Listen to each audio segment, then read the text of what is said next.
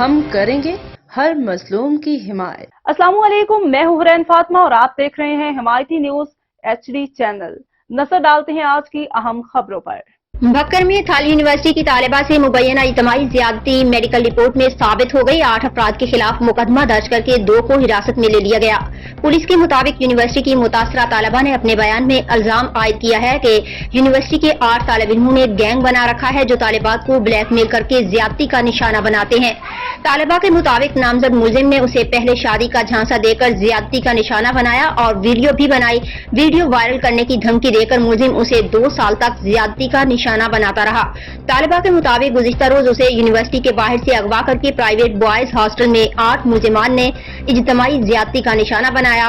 DPO عبداللہ لق کے مطابق ابتدائی میڈیکل رپورٹ میں زیادتی ثابت ہونے پر 8 نامزد ملزمان کے خلاف مقدمہ درج کر کے 2 ملزمان کو گرفتار کر لیا گیا۔